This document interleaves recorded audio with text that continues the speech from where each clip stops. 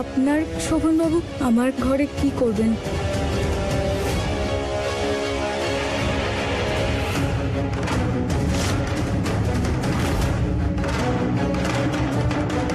এই যে গানটা বাজছিল না, এই গানটা শোভনের খুব পছন্দের গান।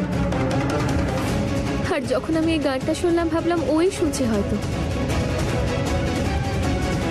আমার শরীরটা ঠিক নেই না, তো আমার যাতে কোনো অসুবিধা না হয় তাই হয়তো এখানে এসে শুনছে। আসেনি নাকি এখানে? না, আমি জানতাম না যে শোভনবাবুর এটা প্রিয় গান। আসলে আমারও এই গানটা খুব পছন্দ, তাই শুনছিলাম।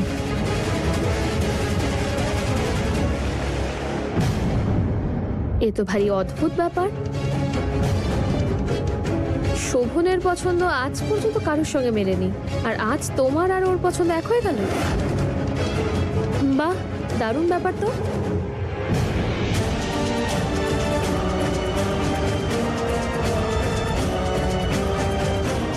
যাই হোক, আমি দেখি শোভন কোথায়।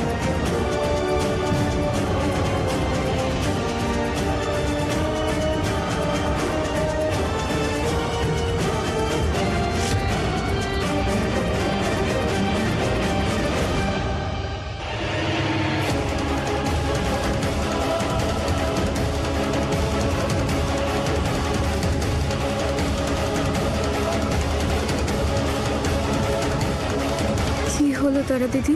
এটা তো তুমি বলবে যে কি হয়েছে। এমন কি হয়েছে যেটা তুমি আমার থেকে লুকানোর চেষ্টা করছো?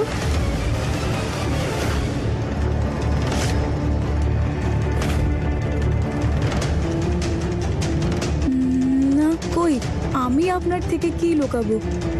আমি কিছু লুকাচ্ছি না। না, কিছু তো আছে যেটা তুমি লুকোচ্ছ। নয়তো এই মঙ্গলসূত্র, এই সিঁদুর, এসব তো থাকতো না। আর এগুলো যখন আছে তার মানে তোমার স্বামীও আছে। কোথায় সে? তুমি তোমার স্বামীকে ছেড়ে এখানে কি করে থাকছো? তারা দিদি এমন সব প্রশ্ন কেন করছে? সন্দেহ করছে না তো আমার? আমি তো শোভনকে ছেড়ে এক মুহূর্তও থাকতে পারি না।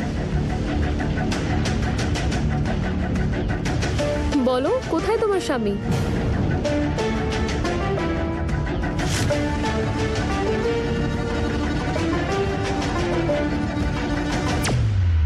ওহো বৌমা, কি হয়েছে তোমার? বলেছিলাম তো তোমায়, ফুলের স্বামী এখন বিদেশে আছে।